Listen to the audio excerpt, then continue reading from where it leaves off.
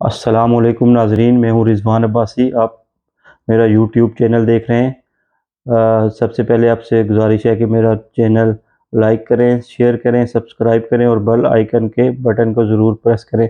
سب سے پہلے بات کرتے ہیں کراچی میں لگنے والی آگ کے بارے میں۔ کراچی کے شاپنگ مال میں جو آگ لگی اس سے 11 زندگیوں کا چراغ گل ہو گیا اور آتش زدگی کا مقدمہ درج کر دیا گیا۔ یہ مقدمہ انتظامیہ، بلڈرز، نقشہ منظور کرنے والے آفیسر، فائر بریگیڈ اور کے الیکٹرک کے خلاف درج ہوا ہے، اور اس مقدمے میں ان اداروں اور ان افراد کی لاپرواہی کی وجہ سے یہ مقدمہ درج ہوا ہے، اور مقدمے میں یہ کہا گیا ہے کہ یہ غیر قانونی نقشہ پاس ہوا ہے،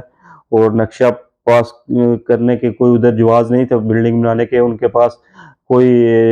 جو آگ بجھانے والے آلات موجود نہیں تھے۔ اس طرح فائر ایکسٹینشر ہو گئے، اسموک ڈیٹیکٹر ہو گئے، اسپرنکل ہو گئے، کچھ بھی اس بلڈنگ میں موجود نہیں تھا، لیکن ہائر اتھارٹیز نے پھر بھی یہ نقشہ منظور کروایا اور یہ بلڈنگ بن گئی۔ تو یہ ادھر پتہ نہیں کون سا لا ہے، بیرون ملک چلے جائیں، بیرون ممالک میں یہ ہر 3 ماہ بعد یہ چیکنگ ہوتی ہے۔ وہاں کی جو بلدیہ ہے، وہاں کی جو انتظامیہ ہے، فائر بریگیڈ ہے، سول ڈیفنس ہے، وہ آ کے ہر 3 ماہ بعد چیکنگ کرتے ہیں، اور چیکنگ کے بعد ان کا لائسنس رینیو کرتے ہیں۔ اگر وہ ان کے معیار کے مطابق پورے نہیں اترتے تو ان کے لائسنس منسوخ کر دیے جاتے ہیں اور بلڈنگ کو ڈیمالش کرنے کے احکامات جاری کر دیے جاتے ہیں۔ جب تک وہ صحیح نہ کر لیں، پھر 1 مہینے بعد پھر ان کی چیکنگ ہوتی ہے، اور اس کے بعد اتھارٹیز بیٹھ کر اس بلڈنگ کے بارے میں فیصلہ کرتی ہیں۔ لیکن یہاں تو عجیب ہی قانون ہے، کوئی سفارش رشوت چل جاتی ہے، نہ کوئی ان کے پاس آلات ہیں۔ ہماری فائر بریگیڈ ماشاءاللہ جب آگ بجھ جاتی ہے، لوگ جو ہے زندگی سے ہاتھ دھو بیٹھتے ہیں تو بعد میں آ کے پہنچتی ہے، اور اگر پہنچ بھی جائے تو کبھی اس کا فائر بریگیڈ کی گاڑیوں کے پائپ نہیں ہوتے، کبھی ان میں پانی کی اتنی مقدار نہیں ہوتی کہ ان کا پریشر بن سکے، تو کوئی پرسان حال نہیں ہے۔ تو ہماری گورنمنٹ کو چاہیے، گورنمنٹ آف سندھ کو، کیونکہ کراچی میں یہ پہلا واقعہ نہیں ہے آتش زدگی کا، بہت سے واقعات ہو چکے ہیں، مقدمات بھی درج ہوئے، لیکن ان کا کوئی حاصل وصول نہیں ہوا، کسی کو سزا نہیں ہوئی۔ جو بے گناہ مارے گئے، جو بے گناہ لوگ وہ آگ میں جل گئے، ان کا ابھی نام کوئی نہیں لیتا، مقدمے ادھر ہی عدالت میں پڑے ہوئے ہیں، کوئی ان کا پوچھنے والا نہیں ہے، لیکن جو ان کے لواحقین موجود ہیں ان کے دل میں تو ان کا درد ابھی تک موجود ہوگا۔ لیکن اس کا ذمہ دار کون ہے؟ کون ان اتھارٹیز سے پوچھے گا کہ آپ کی غفلت کی وجہ سے جن کے پیارے اس دنیا سے چلے گئے وہ کیا سوچتے ہوں گے، ان کے کیا خیالات ہوں گے، ان کے کیا اثرات ہوں گے، ان کے دل پہ کیا بیت رہی ہوگی؟ جس طرح ایک نوجوان ہے کراچی کا، رہائشی شاہ زیب،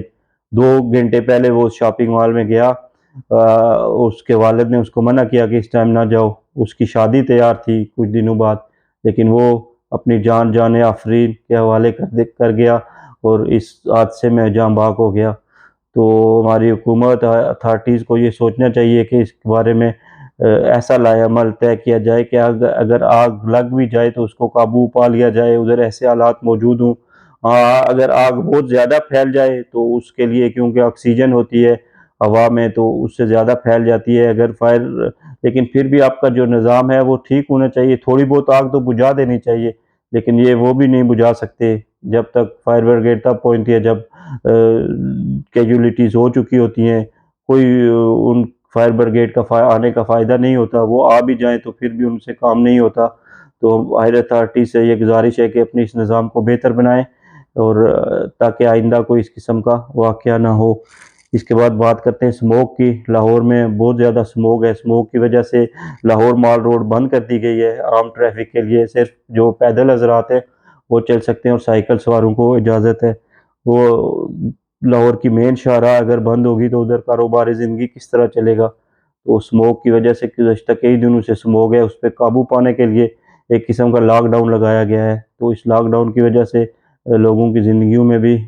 چھٹی والا دن ہے لیکن وہ باہر نہیں نکل سکے، گھروں میں قید ہو کر رہ گئے ہیں۔ تو اس بارے میں بھی گورنمنٹ کو سوچنا چاہیے کہ سموک سموک ہوتا ہے، اس کی کیا وجوہات ہیں۔ گاڑیوں کا دھواں ہے، سے جو ہمارا ماحول خراب ہوتا ہے، یہ سموک اس کی وجہ سے ہوتی ہے۔ گاڑیوں کے سلنسر سے دھواں نکلتا ہے، یہ دھواں اوپر جا کے سموک کی شکل اختیار کر لیتا ہے۔ تو اس پر بھی ہماری جو ہائر اتھارٹیز ہیں ان کو چیک کرنا چاہیے۔ گاڑیوں کے جو ہے ان کو جتنی پرانی گاڑیاں ہیں ان کے جو جس طرح پرمٹ ہوتے ہیں وہ جاری نہیں کرنے چاہیے، ان کو منسوخ کرنا چاہیے۔ اتنی پرانی گاڑیاں چل رہی ہیں، ان کے سلنسر پھٹے ہوئے ہیں، آواز آ رہی ہے، ماحول کو خراب کر رہے ہیں اور دھواں نکل رہا ہے ان میں سے، تو ان کو روک دینا چاہیے اور ان کو سٹاپ کر دینا چاہیے ایسی گاڑیوں کو، تاکہ اسموک کا سبب نہ بن سکیں۔ اس کے علاوہ وزیر اعظم انوار الحق کو عہدے سے ہٹانے کے لیے ایک درخواست دی گئی ہے لاہور ہائی کورٹ میں، جس میں کہا گیا ہے کہ کاکڑ صاحب اپنا جو ان کا آئینی مدت تھی وہ پوری کر چکے ہیں۔ 15 نومبر کو ان کو آئینی مدت پوری ہو گئی ہے اور ابھی ان کا کیس جو ارجنٹ بیس پہ سنا جا رہا ہے۔ جسٹس بلال حسن ان کا کیس سنیں گے ارجنٹ بیسس پہ، تو درخواست گزار نے کہا ہے کہ ان کو اب وزیر اعظم کے عہدے سے فوری طور پر ہٹایا جائے، کیونکہ وہ اپنی آئینی ذمہ داری پوری کر چکے ہیں۔ اس کے علاوہ وزیر اعظم کے علاوہ عارف علوی کے خلاف بھی سپریم کورٹ میں ایک درخواست دائر کی گئی ہے، جس میں کہا گیا ہے کہ صدر علوی اپنے عہدے کے ساتھ جو ہے نا وہ انصاف نہیں کر رہے۔ وہ ایک پارٹی کے وزیر اعظم نہیں ہے، وہ صدر نہیں ہیں، بلکہ پورے پاکستان کے صدر ہیں۔ انہوں نے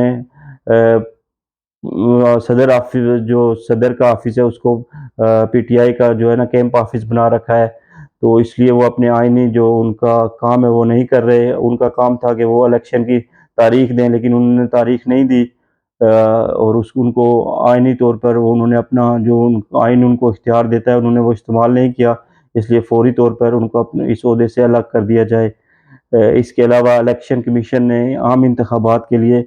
فوج کو طلب کر لیا ہے اور اس سلسلے میں انہوں نے وزارت داخلہ کو درخواست دے دی ہے کہ ہمیں فوج کی ضرورت ہے الیکشن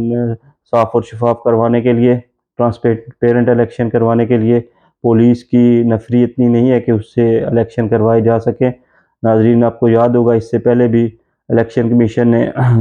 درخواست کی تھی کہ ہمیں الیکشن کے لیے سیکورٹی چاہیے، فوج چاہیے، تو اس وقت کی وزارت دفاع نے کہا تھا کہ ہمارے پاس فوج اس وقت اویلیبل نہیں ہے، وہ مختلف موضوع پہ مصروف ہے، اس لیے فوج ہم نہیں دے سکتی۔ اس لیے ایک ریزن یہ بھی تھی کہ الیکشن کو ڈیلے کیا گیا۔ تو اس کے علاوہ بات کر لیتے ہیں خاور منیکا نے جو درخواست دائر کی تھی عدت کے دوران نکاح جو کیا تھا بشرا بی بی اور عمران خان نے، اس حوالے سے انہوں نے ایک درخواست دائر کی تھی جس کا طلاق کا ڈاکومنٹس بھی آ گیا ہے، اور اس میں جو طلاق کی ڈیٹ ہے وہ 14 نومبر 2017 کی بتائی گئی ہے، اور گواہ فرح گوگی ہیں۔ فرح گوگی کے بارے میں آپ جانتے ہیں، فرح جمیل سب کو اچھی طرح معلوم ہے، تو وہ بطور گواہ تھی اس میں۔ تو یہ درخواست یونین کونسل وارڈ نمبر 9 تحصیل و ضلع لاہور میں جمع کروائی گئی ہے، اور اس پہ کیا عمل درآمد ہوتا ہے آگے آنے والے دنوں میں پتہ چلے گا۔ تو ناظرین، آپ سے گزارش ہے کہ میرا چینل ضرور لائک کریں، سبسکرائب کریں اور اس کو شیئر بھی کریں، اور بیل آئیکن کے بٹن کو ضرور پریس کریں، کیونکہ نیا جو ہونے والا ویلاگ ہوتا ہے اس تاکہ آپ کے پاس اس کا نوٹیفیکیشن آ سکے۔ آخر میں آپ لوگوں سے اجازت چاہوں گا، ایک چھوٹی سی درخواست کروں گا کہ آپ اپنا خیال رکھیں، اپنے ارد گرد بسنے والے لوگوں کا خیال رکھیں، اور جو لوگ آپ کے ساتھ ہوتے ہیں ان کی خوشی میں خوش ہونا سیکھیے۔ یقین کریں اللہ پاک آپ کو ایسی خوشی ایسی خوشی اس جگہ سے دے گا کہ آپ کا وہم و گمان بھی نہیں ہوگا۔ دوسروں کی خوشی خوش کرنے کے لیے اپنا کردار بھی ادا کریں، ان کی خوشی میں خوش بھی رہیے، اور اپنا خیال رکھیے، اپنے ساتھ بسنے والے لوگوں کا خیال رکھیے، اور جو آپ دیکھتے ہیں کہ آپ کے ساتھ رہتے ہیں ان کو کسی مدد کی ضرورت ہے اور وہ مدد کی حقدار ہیں، تو ان کی مدد بھی کر دیا کریں۔ آپ لوگوں کا بہت شکریہ، والسلام